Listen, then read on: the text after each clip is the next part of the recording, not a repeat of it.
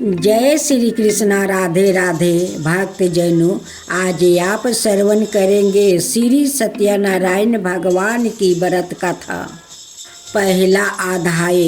एक समय की बात है, नवसीरन तीर्थ में सैनकादि 88,000 ऋषियों ने श्री सूत जी से पूछा, हे प्रभु, इस कलयुग में वेद विद्या रहित मनुष्यों को प्रभु भक्ति किस प्रकार मिल सकती है और उनका उद्धार कैसे होगा। हे मुनि श्रेष्ठ, कोई ऐसा तप बताइए जिससे थोड़ा समय में ही पुण्य मिले और मनोवांछित फल भी मिल जाए। इस प्रकार की कथा सुनने की हम लोग इच्छा रखते हैं। सभी शास्त्रों के गाता सूत जी बोले, हे विष्णुवो पूज्या, आप सभी ने प्राणियों के हित की बात पूछी है, इसलिए मैं एक ऐसे श्रेष्ठ और व्रत के बारे में आप लोग को जरूर बताऊंगा जिसके बारे में नारद जी ने लक्ष्मी नारायण जी से पूछा था और लक्ष्मीपति श्री हरि ने नारद जी से कहा था। अब आप भी इसे सुनिए। एक समय की बात है, नारद जी दूसरे के हित की इच्छा लिए अनेकों लोकों में घूमते हुए मृत्यु लोक में जा पहुँचे। यहाँ उन्होंने अनेक योनियों में जन्मे सभी मनुष्यों को अपने कर्मों के अनुसार पीड़ा झेलते हुए देखा है।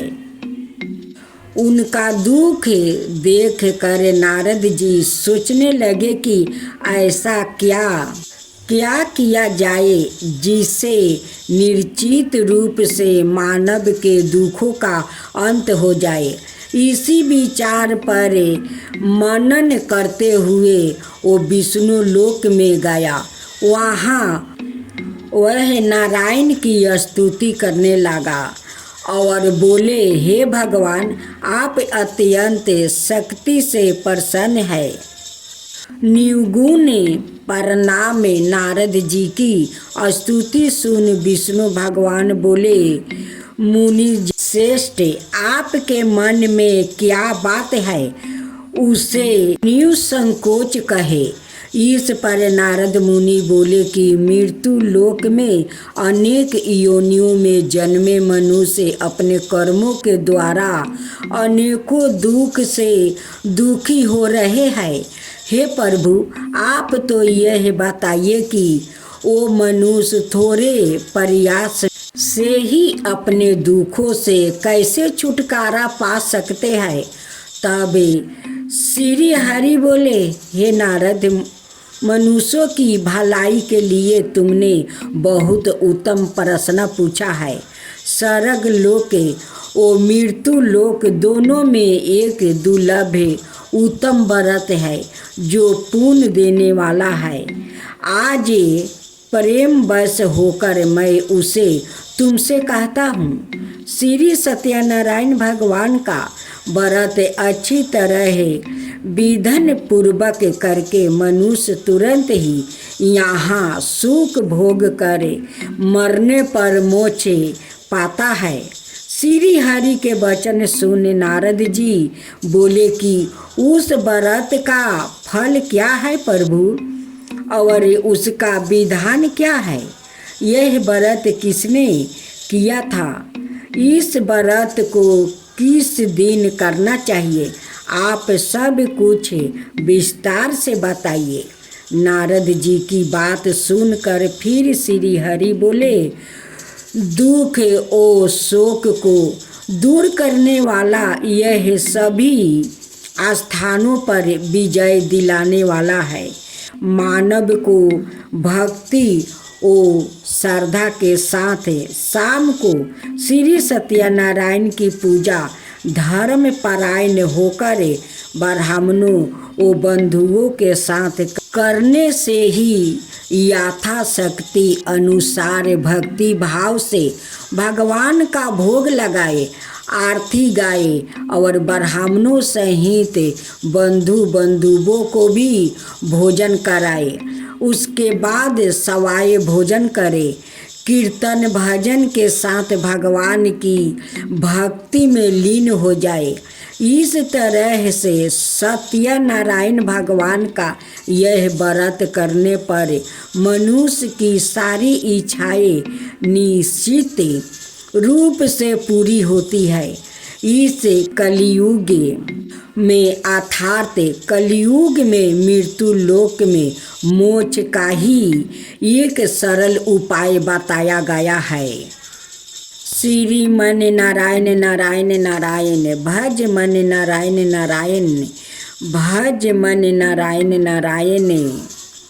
श्री सत्यनारायण भगवान की जय। अब दूसरी कथा। श्री सूत जी बोले, हे द्विजो, अब मैं पुण्य पूर्व काल में जिसने इस सत्यनारायण व्रत को किया था उसे भली भांति विस्तार पूर्वक कहूँगा।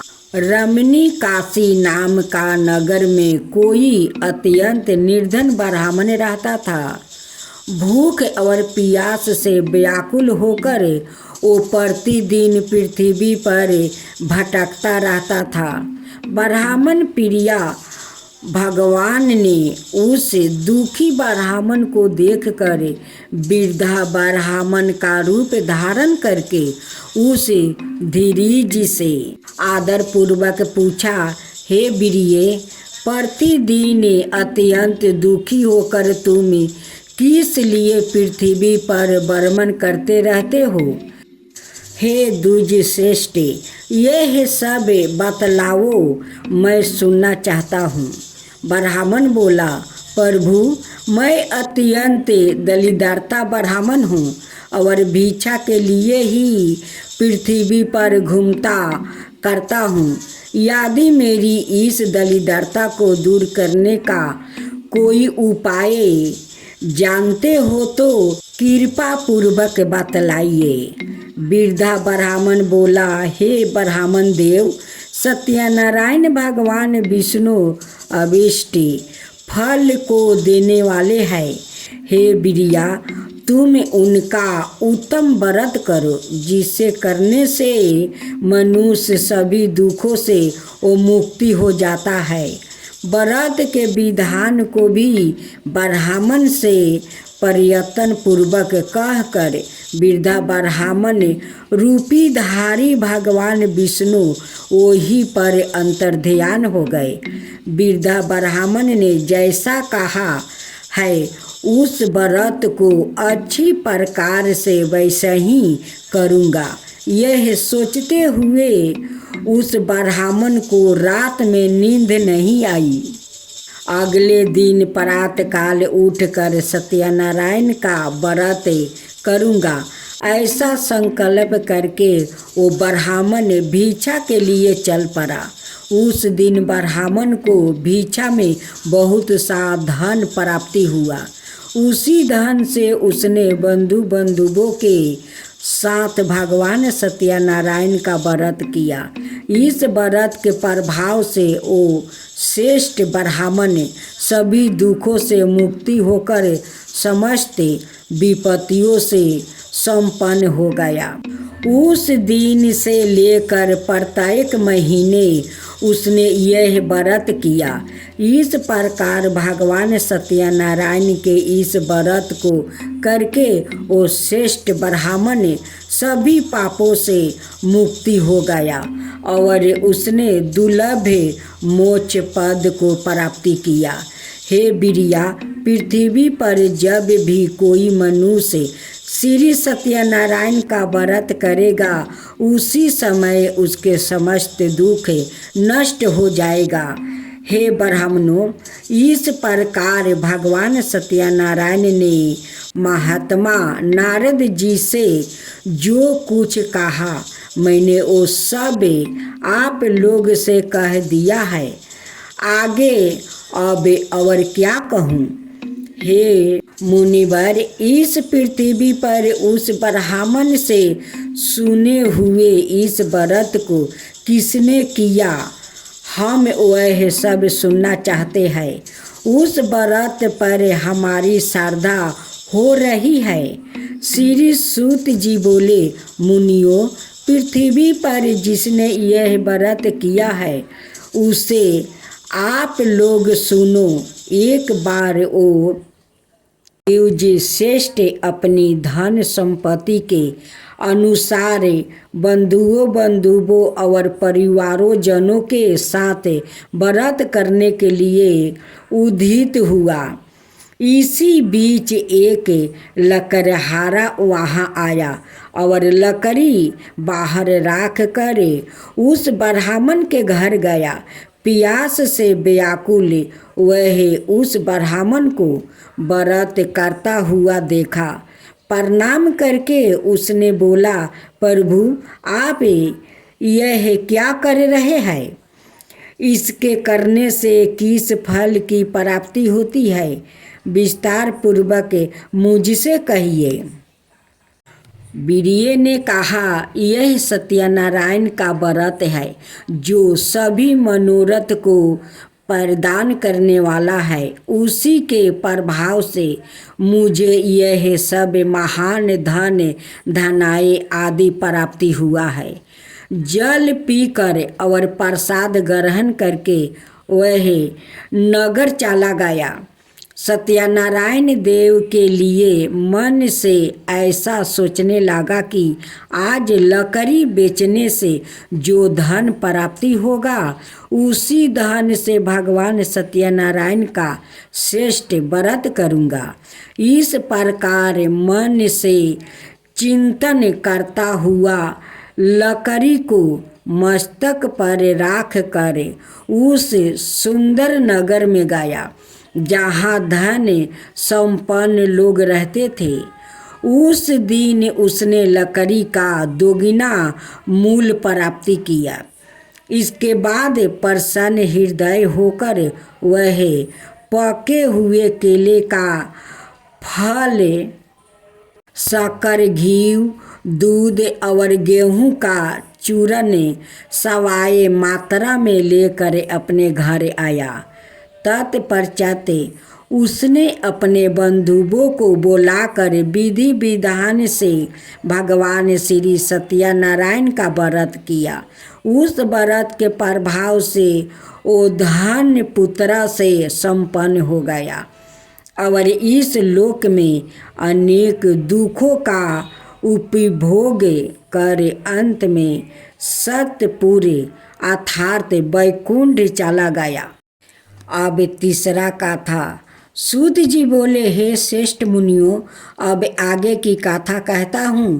पहले समय में उल्कामुख नाम का एक विद्वान राजा था।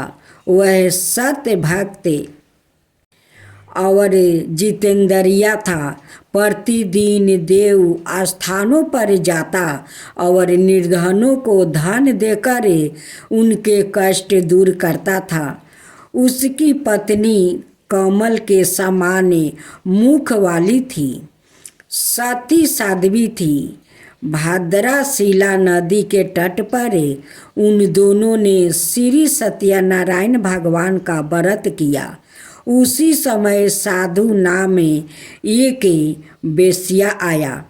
उसके पास व्यापार करने के लिए बहुत सा धन भी था। राजा को व्रत करते देखकर वह विनय के साथ पूछने लगा, हे राजन, भक्ति भाव से पूर्ण होकर आप यह क्या कर रहे हैं? मैंने सुनने की इच्छा रखता हूँ, आप कृपा करके मुझे बताइए। राजा बोला, मैं अपने बंधुओं के साथ पुत्रादि की प्राप्ति के लिए श्री सत्यनारायण भगवान का व्रत और पूजन कर रहा हूँ। राजा के वचन सुन साधु आदर से बोला, हे राजन, मुझे इस व्रत का सारा विधान कहिए, मैं भी इस व्रत को करूँगा। मेरी भी संतान नहीं है और इस व्रत को करने से निश्चित रूप से मुझे संतान की प्राप्ति होगी। राजा से व्रत का सारा विधान सुना। व्यापार ने निवृत्त होकर वह अपने घर गया।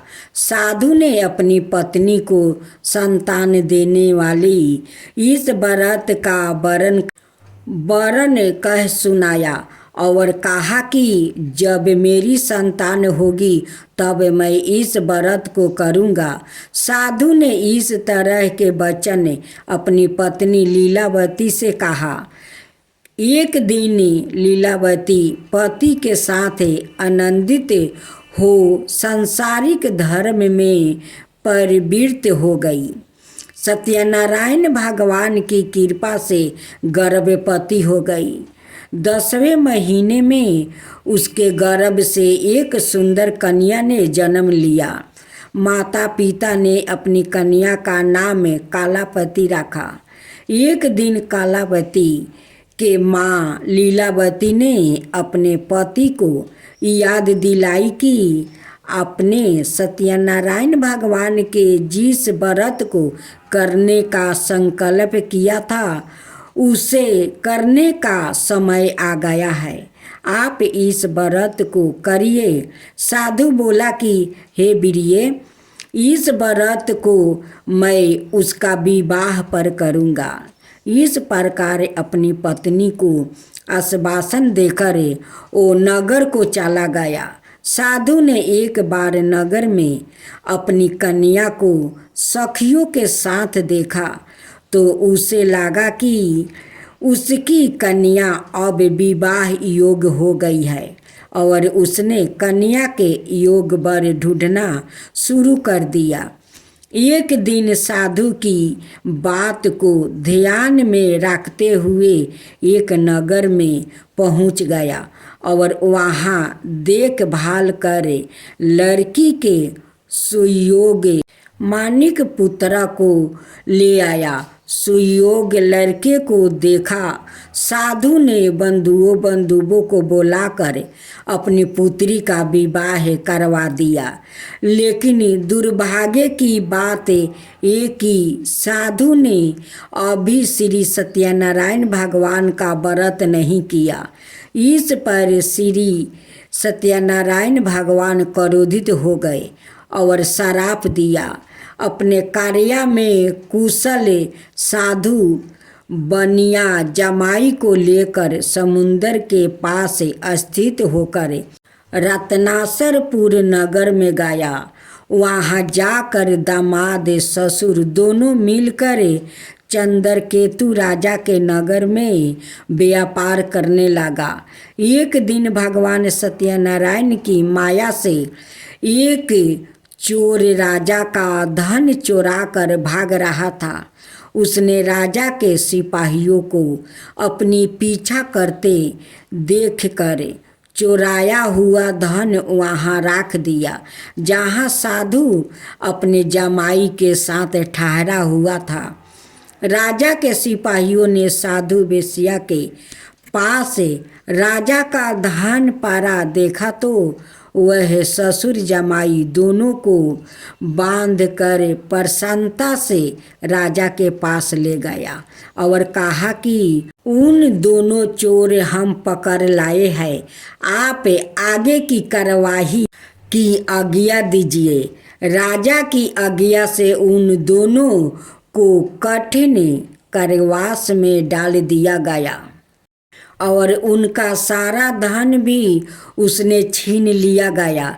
श्री सत्यनारायण भगवान से श्राप से साधु की पत्नी भी बहुत दुखी हुई। घर में जो धन रखा था उसे चोर चुरा ले गया। शारीरिक और मानसिक पीड़ा वो भूख प्यास से अति दुखी हो अन्न की चिंता में कालावती के ब्राह्मण के घर गई। वहाँ उसने श्री सत्यनारायण भगवान का व्रत होते देखी। फिर कथा भी सुनी। वह प्रसाद ग्रहण कर और रात को घर वापस आई। माता के कालावती से पूछा कि हे पुत्री, अब तक तुम कहाँ थी? तेरे मन में क्या है? कालावती ने अपनी माता से कहा, हे माता, मैंने एक ब्राह्मण के घर में श्री सत्यनारायण भगवान का व्रत देखा है। कन्या के वचन सुन लीलावती भगवान के पूजन की तैयारी करने लगी। लीलावती ने परिवार बंधुओं सहित सत्यनारायण भगवान का पूजन किया और उनसे वर मांगा कि मेरे पति और जमाई शीघ्र घर आ जाए। साथ ही यह भी प्रार्थना की कि हम सबका अपराध क्षमा करें। श्री सत्यनारायण भगवान इस व्रत से संतोष हो गया और राजा जितेंद्र केतु को सपने में दर्शन देकर कहा कि हे राजन, तुम उन दोनों वेश्या को छोड़ दो और तुमने उनका जो धन लिया है उसे वापस कर दो। अगर ऐसा नहीं किया तो मैं तुम्हारा धन, राज्य और संतान सभी को नष्ट कर दूंगा।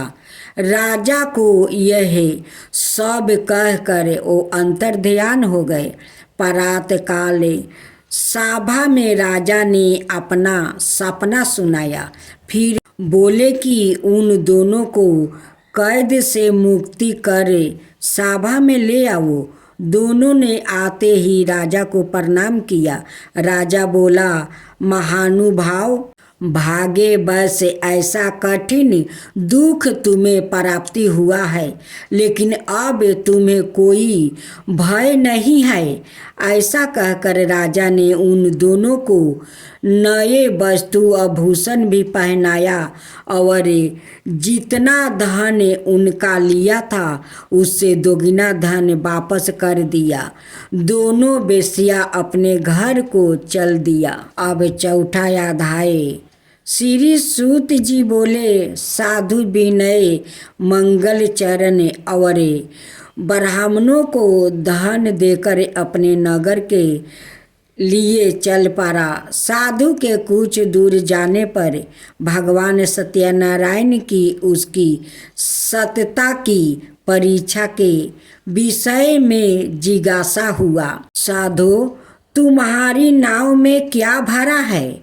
तब धन के मद में चूर दोनों महाजनों ने अवेलन पूर्वक हंसते हुए कहा, डंडी, क्यों पूछ रहे हो?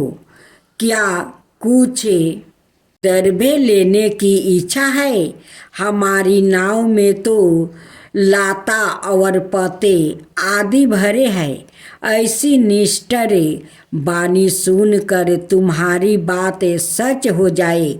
ऐसा कहकर दंडी सन्यासी को रूप धारण किए हुए भगवान कुछ दूर जाकर समुंदर के समीप बैठ गया। दंडी के चल जाने पर नित्य क्रिया करने के पश्चात उतराई हुआ और जल में ऊपर की ओर उठ गई। नौका को देखकर साधु अत्यंत आश्चर्य में वो पड़ गया और नाव में लाता और पते आदि देखकर मूर्छित होकर पृथ्वी पर गिर पड़ा। सचेत होने पर वानिक पुत्र चिंतित हो गया। तब उसके दामाद ने इस प्रकार कहा, आप शोक क्यों करते हैं? दंडी ने श्राप दे दिया है। इस स्थिति में वही चाहे तो सब कुछ कर सकते हैं, इसमें संदेह नहीं। अतः उन्हीं की शरण में हम चले। वही मन की इच्छा पूर्ण होगी। दामाद की बात सुनकर वह साधु विनय उनके पास गया और वहाँ डंडी को देखकर उसने भक्ति पूर्वक उन्हें प्रणाम किया और आदर पूर्वक कहने लगा, आपके सम्मुख मैंने जो कुछ कहा है असत्य भाषा रूप अपराध किया है, आप मेरे उस अपराध को क्षमा करें। ऐसा कहकर बारंबार प्रणाम करके वो महान शोक से आकुल हो गया। डंडी ने उसे रोता हुआ देखकर कहा, हे मूर्ख, रो मत, मेरी बात सुनो। मेरी पूजा से उदासीन होने के कारण और मेरी आज्ञा से ही तुमने बारंबार दुख प्राप्ति किया है। भगवान की ऐसी वाणी सुनकर वो उनकी स्तुति करने लगा। साधु ने कहा, हे प्रभु, यह आश्चर्य की बात है कि आपकी माया से मोहित होने के कारण ब्राह्मण आदि देवता भी आपके गुणों और रूपों को यथावत रूप से नहीं जान पाते। फिर मैं मूर्ख आपकी माया से मोहित होने के कारण कैसे जान सकता हूँ। आप प्रसन्न है तो मैं अपनी धन संपत्ति के अनुसार आपकी पूजा करूँगा। मैं आपकी शरण में आया हूँ। मेरा जो नौका में स्थित पूरा धन था उसकी और मेरी रक्षा करे। उस विनय की भक्ति युक्त वाणी सुनकर भगवान जनार्दन संतोष हो गए। भगवान हरि उसे अभीष्ट वर प्रदान करके वही अंतर्ध्यान हो गए। उसके बाद वह साधु अपनी नौका में चढ़ा और उसे धन धनाय से परिपूर्ण देखकर भगवान सत्यदेव की कृपा से हमारा मनोरथ सफल हो गया, ऐसा कहकर सवाजनों के साथ उसने भगवान की विधिवत पूजा की। भगवान श्री सत्यनारायण की कृपा से वो आनंद से परिपूर्ण हो गया और नाव को प्रयत्न पूर्वक संभाल कर उसने अपने देश के लिए प्रस्थान किया। साधु विनय ने अपने दामाद से कहा, ओ देखो, मेरी रतनपुरी नगर दिखाई दे रही है। इसके बाद उसने अपने धन के रक्षक दूत को अपने आगमन का समाचार देने के लिए अपनी नगरी में भेजा। उसके बाद उस दूत ने नगर में जाकर साधु की भायरा को देखा, हाथ जोड़कर प्रणाम किया और उसके लिए अभीष्ट बात कही। सेठ जी अपने दामाद और बंधुओं के साथ बहुत सारे धन धनाय से संपन्न होकर नगर के निकट पधार गए हैं। दूत के मुख से यह बात सुनकर वो महान आनंद से विह्वल हो गई और उस साध्वी ने श्री सत्यनारायण की पूजा करके अपनी पुत्री से कहा, मैं साधु के दर्शन के लिए जा रही हूँ, तुम शीघ्र आओ। माता का ऐसा वचन सुनकर व्रत को समाप्त करके प्रसाद का परित्याग कर वो कालावती भी अपने पति का दर्शन करने के लिए वो चल पड़ी। इससे भगवान सत्यनारायण रूठ हो गए और उन्होंने उसके पति को और नौका को धन के साथ हरण करके जल में डुबा दिया। इसके बाद कालावती कन्या अपने पति को ना देखे कर महान शोक से रोदन करती हुई पृथ्वी पर गिर पड़ी। नाव का अदृश्य और कन्या को अत्यंत दुखी देखकर भयभीत मन में साधु विनय सोच में पड़ गया, यह क्या आश्चर्य हो गया। नाव का संचालन करने वाले भी सभी चिंतित हो गए। तदंतर वह कालावती भी कन्या को देखकर विह्वल हो गई और अत्यंत दुखी से विलाप करती हुई अपने पति से इस प्रकार बोली, अभी अभी नौका के साथ वह कैसे आलिक्षित हो गए। ना जाने किस देवता की अपेक्षा से वह नौका हरण कर लिया गया, अथवा श्री सत्यनारायण का महात्म्य कौन जान सकता है। ऐसा कहकर वह सवाजनों के साथ विलाप करने लगी और कालावती कन्या को गोद में लेकर रोने लगी। कालावती कन्या भी अपने पति के नष्ट हो जाने पर दुखी हो गई और पति की पादुका लेकर उनका अनुगमन करने के लिए उसने मन में निश्चय किया। कन्या के इस प्रकार के आचरण को देखकर भायरा सहित वह धर्म ज्ञान साधु विनय अत्यंत शोक संताप हो गया और सोचने लगा, यह तो भगवान सत्यनारायण ने यह अपहरण किया है, अथवा हम सभी भगवान सत्यदेव की माया से मोहित हो गए हैं।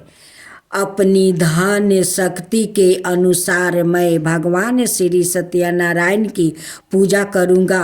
सभी को बुलाकर इस प्रकार कहकर उसने अपने मन की इच्छा प्रकट की और बारंबार भगवान सत्यदेव को दंडवत प्रणाम किया। इससे दोनों के परिलोक भगवान सत्यदेव प्रसन्न हो गए। भक्त बसते भगवान ने कृपा पूर्वक कहा, तुम्हारी कन्या प्रसाद छोड़कर अपने पति को देखने चली आई है। निश्चय ही इसी कारण उसका पति अदृश्य हो गया है। यदि घर जाकर प्रसाद ग्रहण करके वो पुण्य आए तो हे साधु विनय, तुम्हारी पुत्री पति को प्राप्ति करेगी, इसमें संदेह नहीं है। कन्या कालावती भी आकाश मंडल से ऐसी वाणी सुनकर शीघ्र ही घर गई और उसने प्रसाद ग्रहण किया। पुण्य आकर सवाजनों और अपने पति को देखकर तब कालावती कन्या ने अपने पति से कहा, अब तो घर चले, विलंब क्यों कर रहे हैं। कन्या की वह बात सुनकर मानिक पुत्रा संतोष हो गया और विधि विधान से भगवान सत्यनारायण का पूजा करके धन और बंधुओं के साथ अपने घर गया। तदंतर पूर्णिमा और संक्रांति पर्वों पर भगवान सत्यनारायण का पूजन करते हुए इस लोक में सुख भोग कर अंत में वह वैकुंठ लोक में चला गया। सत्यनारायण भगवान की 5वां अध्याय। श्री सूत जी बोले, श्रेष्ठ मुनियों, अब इसके बाद मैं 5वां कथा कहूँगा, आप लोग सुनो। अपनी प्रजा का पालन करने में तत्पर तिरिंग ध्वज नाम का एक राजा था। उसने सत्यदेव के प्रसाद का परित्याग करके दुख प्राप्ति किया। एक बार वो वन में जाकर और वहाँ बहुत से पशुओं को मार कर बट वृक्ष के नीचे आया। वहाँ उसने देखा कि गोप गण बंधुओं के साथ संतोष होकर भक्ति पूर्वक भगवान सत्यदेव की वो पूजा कर रहे हैं। राजा यह देखकर भी अहंकार बस ना तो वहाँ गया और ना उसे भगवान सत्यनारायण को प्रणाम किया। पूजन के बाद सभी गोपगण भगवान का प्रसाद राजा के समीप राख कर वहाँ से लौट आए और इच्छा अनुसार उन सभी ने भगवान का प्रसाद ग्रहण किया। इस राजा को प्रसाद का परित्याग करने से बहुत दुख हुआ। उसका संपूर्ण धन धनाए और सभी 100 पुत्र नष्ट हो गया। राजा ने मन में यह निश्चय किया कि अवश्य ही भगवान सत्यनारायण ने हमारा नाश कर दिया है, इसलिए मुझे वहाँ जाना चाहिए जहाँ श्री सत्यनारायण का वो पूजन हो रहा था। ऐसा मन में निश्चय करके वो राजा गोपगणों के समीप गया और उसने गोपगणों के साथ भक्ति श्रद्धा से युक्त होकर विधि पूर्वक भगवान सत्यादेव की पूजा की। भगवान सत्यादेव की कृपा से वह पूर्ण धन और पुत्र से संपन्न हो गया और इस लोक में सभी सुख का उपयोग करे। अंत में सत्य पूर्व वैकुंठ लोक को प्राप्ति हुआ।